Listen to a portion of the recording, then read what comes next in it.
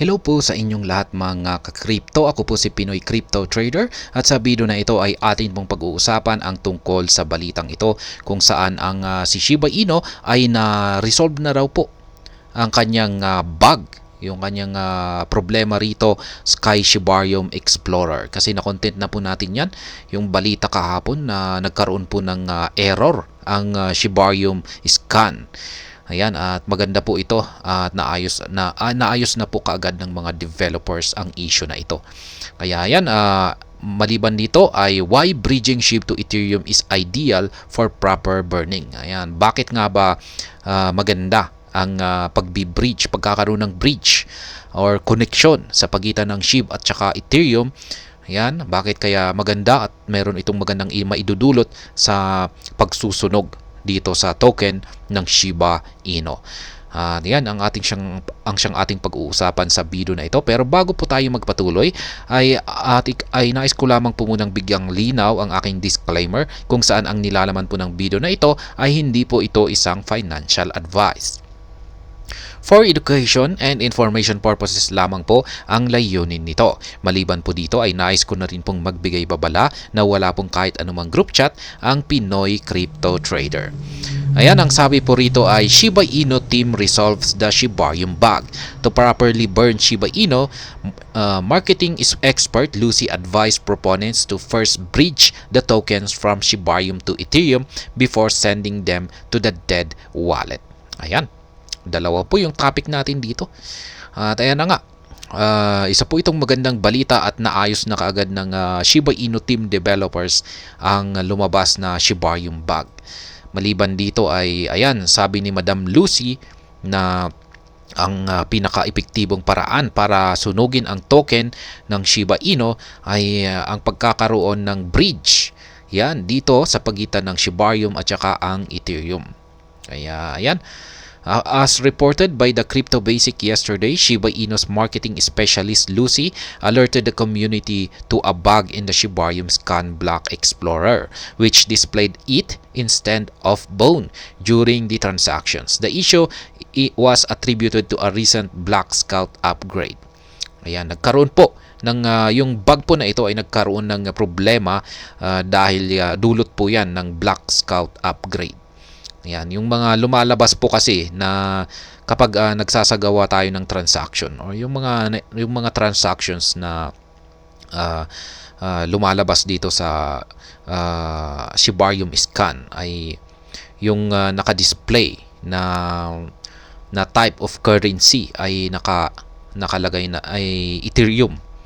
Dapat ay BONE yung kanyang currency, yung kanyang base currency, yung ginagamit niya. At yan, naayos na po yan. Ayan, at yan, lumalabas na po ay BONE. Kasi mali po yung ETH.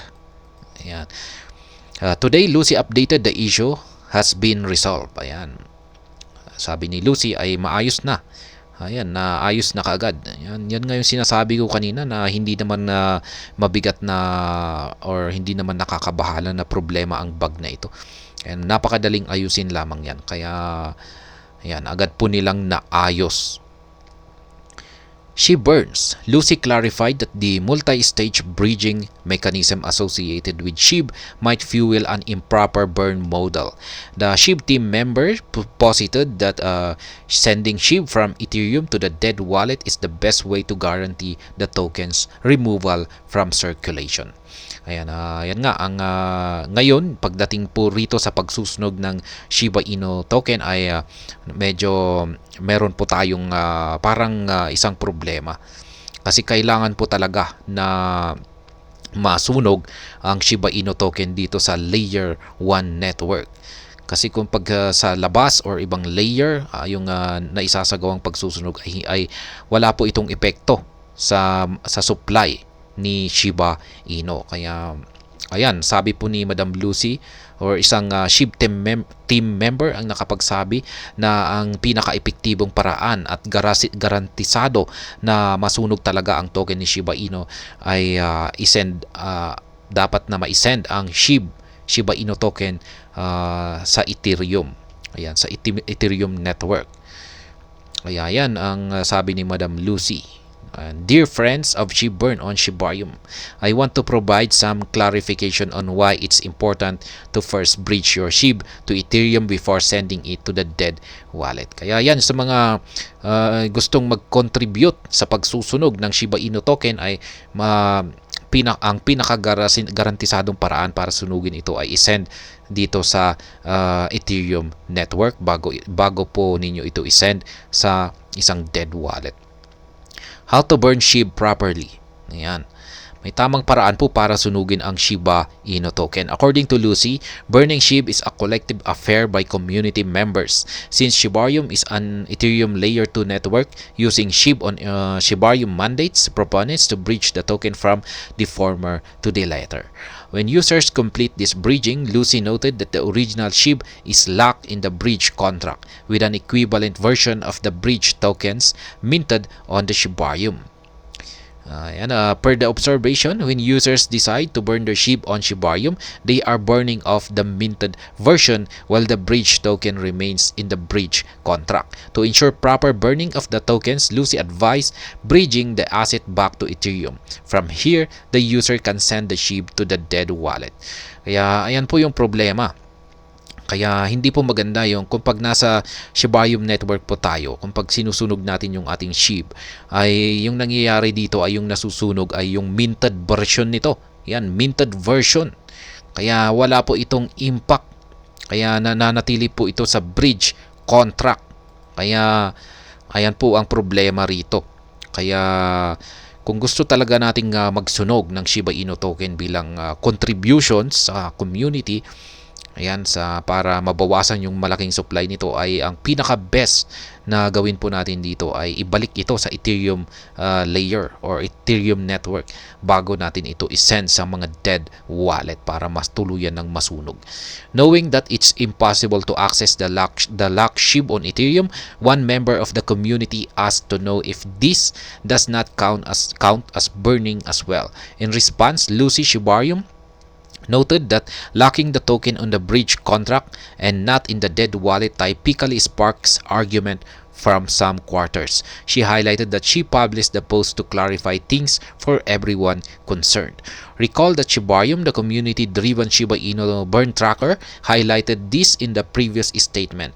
ShibBurn told ShibCoop, the project that made the first Shiba Inu burn on Shibarium, that their 97 million token burn was not relevant because it did not follow the right protocol. Ayan, yan po yung mga nangyari tungkol sa mga nagkaganapan nitong mga nakalipas na mga araw.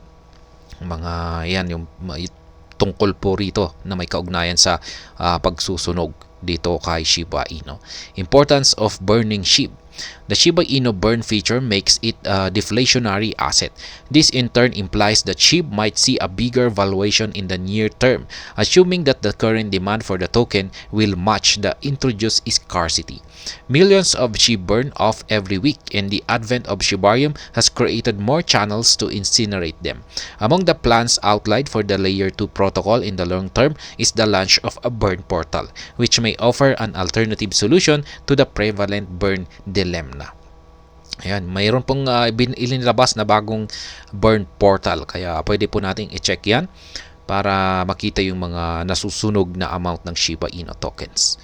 Ayan, dito po sa Layer 2 po, Layer 2 protocol. At ayan, mahalaga po kasi ang pagsusunog dito kay Shiba Inu kasi hanggang ngayon ay napakalaki pa rin po yung kanyang circulating supply. Kaya dahil sa sobrang laki po ng kanyang circulating supply ay ito po yung parang dahilan kung bakit mahirap po talagang makaakyat sa mataas na presyo si Shiba Inu. Kaya talagang napaka-importante po talaga or mahalaga po talaga na mabawasan yung kanyang malaking supply. Ayan. Kaya ngayon ay yan po talaga ang ginagawa ng lahat. Ayan, lalong-lalo na ang buong community ng Shiba Inu para yan mabawasan at bumaba yung supply nito. Kasi kung pag nananatiling malaki yung supply nito ay napaka-imposible po na akyatin niya yung mga tinatawag nilang 1 cent dream. Ayan, maski yung mga 10 cent dream, lalong-lalo na yung $1 na presyo. Ayan, malabo po yan na akyatin talaga ni Shiba Inu kung pag yung kanyang circulating supply ay napakalaki. Mas magiging posible po na maakyat niya ang ganyang mga presyo, ganyang kataas na presyo kung malaki po talaga or kung malaki talaga ang masusunog or malaki ang mababawas sa supply ni Shiba Inu. At ayan, hanggang dito na lamang po tayo sa video na ito. Sana po ay inyong nagustuhan ang aking paliwanag dito. Kung inyo po itong nagustuhan ay pakiclick lamang po ang like button nito. Para naman po sa mga bago lamang dito, kayo po ay aking inaanyayahan para mag-subscribe. Pakiclick na rin po ang bell icon nito dahil ito po ang siyang magsisilbing notification nito sa mga bago kong videos na akin pong ina-upload sa aking YouTube channel na ito. Marami pong salamat sa panunood. Ingat po tayo lagi at God bless po sa ating lahat.